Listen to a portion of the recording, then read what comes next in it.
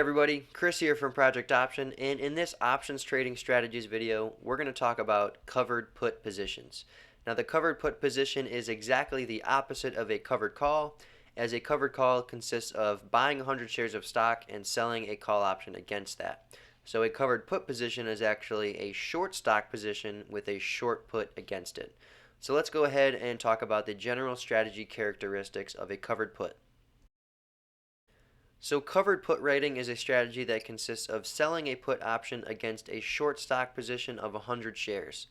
Now the maximum profit potential of a covered put position is the share sale price plus the put credit minus the short put strike price times 100. Now the maximum loss potential is unlimited for this strategy since we have a short stock position and nothing to mitigate the losses on the upside. Now the expiration break-even price is going to be the share sale price plus the put credit. So since we're collecting a credit for the put, the stock price can actually increase slightly and we can still break even or not lose money. So the estimated probability of profit for a covered put is greater than 50%, and that assumes the stock and put are sold at the same exact time. Now since that you're collecting a credit for selling the put, that increases your break-even price and allows for some upside room before losing money. So the resulting position after expiration is going to be nothing if the stock price is below the short put, because if the stock price is below the short put at expiration, you're essentially going to be buying 100 shares of stock at the put strike price, and since you're already short 100 shares of stock, you're essentially just covering your short shares.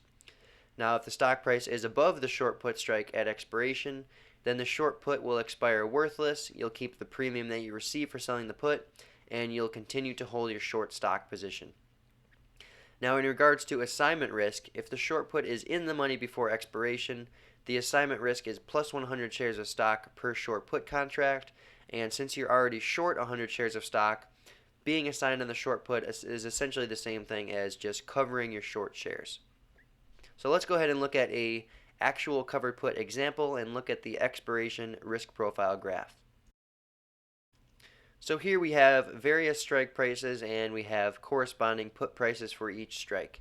So at the time of these option prices, let's say the stock price is trading for $90 and we short 100 shares of stock for $90 a share. Now at the same time, we're going to sell the 85 put for a $3 credit. So the stock price is at $90 when we short 100 shares, and we decide we want to create a covered put position, so we're going to sell the 85 call for a $3 credit. Let's go ahead and take a look at the expiration risk profile graph for this position. So in this graph, we're just comparing the profit and loss potential of the short stock position and the profit and loss potential of the covered put position. So in this case, we can see that if the stock price decreases significantly, the covered put will perform less favorably than the short stock position, and that's because the covered put has limited profit potential. So in this case, the maximum profit potential of this covered put position is $800. Now, if the stock price drops to $50, we can see that the short stock position will be up as much as $4,000.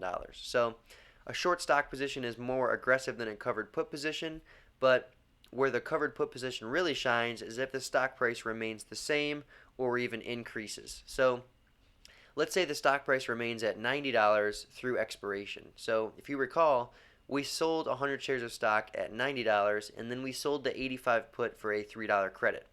So if the stock price remains right at $90 through expiration, the short stock position by itself will not make any money, will not lose any money, but the covered put position will actually profit by $300. Now that's because that short 85 put will expire worthless and we'll keep the $3 premium from the put and we'll have no losses on our short stock position. So if the stock price remains flat, a covered put position will do better than a short stock position. Now if the stock price increases, we can see that the stock price can actually increase as much as $3 before losing any money on the covered put position. Now that's because if the stock price rises to $93, we'll have a $3 loss per share on the short stock position, but we'll have a $3 gain from that short 85 put expiring worthless. So at $93, the profits from the short put will offset the losses from the short stock, in which case we'll break even. Now if you look at the short stock position by itself, it will be down around $300 if the stock price rises to 93.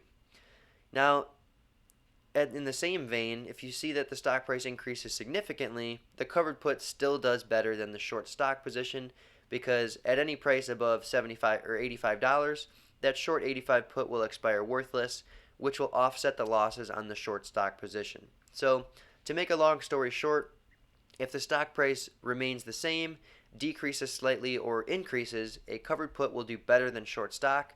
And the only time a short stock position will do better than a covered put is if the stock price decreases significantly.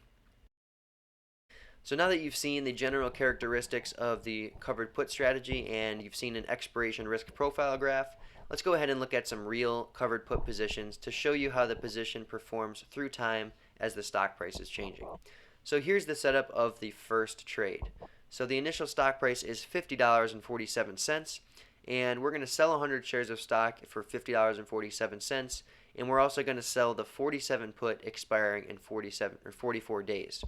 So for that short 47 put, we're going to collect a credit of $2.03. Now that brings our break-even price of this strategy to $50.47 plus 203, which comes out to $52.50. So the stock price can increase to $52.50 and we still won't lose any money on the strategy. Now our maximum profit potential is the share sale price of $50.47 plus the credit of 203 minus the short put strike price of 47 times 100, which comes out to $550. So the most we can make is $550. Now, of course, the maximum loss potential is unlimited because the stock price can rise indefinitely, in which case we will have significant losses on the upside. So let's go ahead and take a look at what happens to this position through time.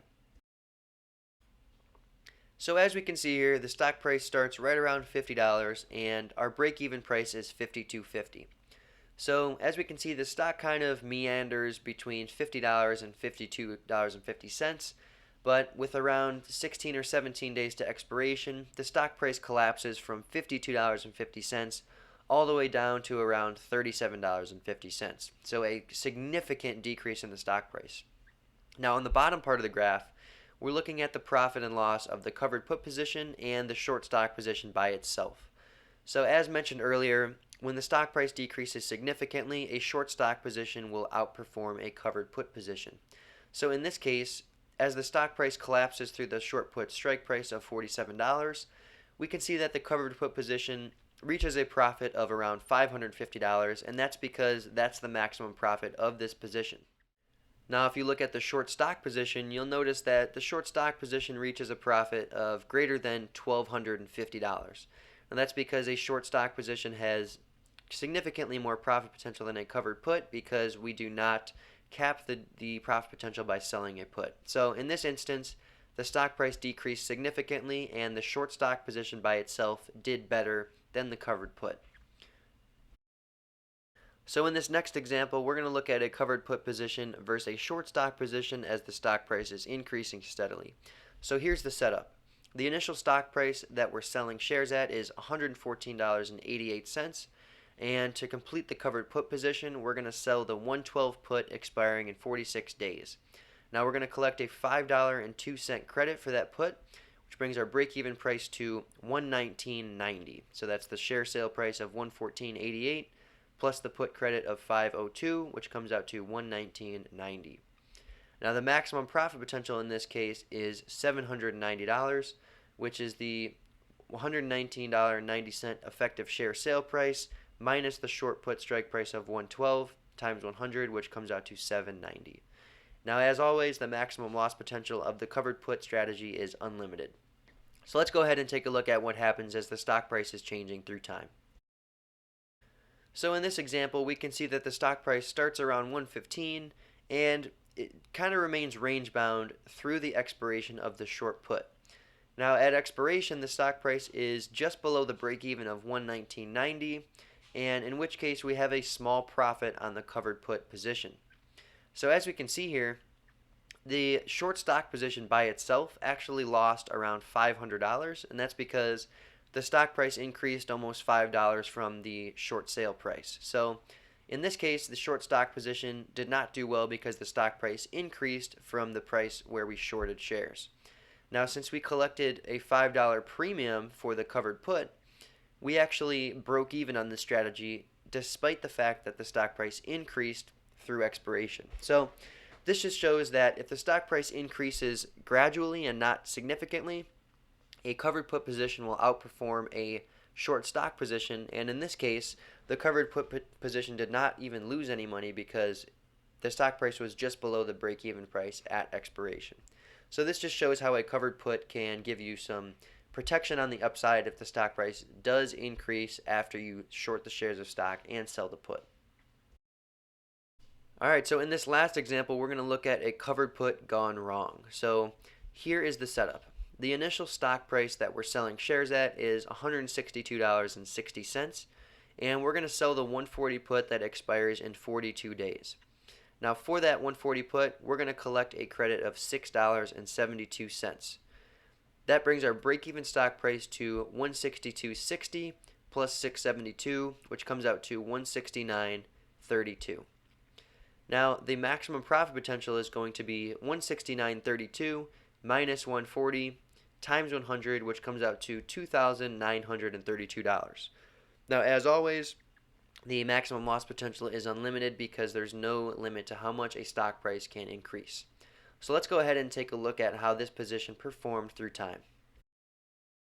Alright, so as we can see here, this was an unfortunate position because right after we initiated the covered put position, the stock price took off. So the stock price was right around $160 at the beginning of the trade, and by the end of the trade, the stock price was around $230. So in this case, the stock price increased significantly. Now on the bottom part of the graph, we can see the performance of the covered put position and the short stock position by itself. So as we talked about earlier, at any price above the short stock sale price, a covered put position will outperform a short stock position because the profits of that short put will offset the losses on the short stock position. So as we can see here, as the stock price increases significantly, we have losses on both the short stock position and the covered put position, but since we collected some credit for that short put and the short put expired worthless, that offset the losses on the short stock position. So in this case, when you compare the covered put to just a short stock position by itself, the covered put does better because the profit from that short put helps offset the losses on the short stock position.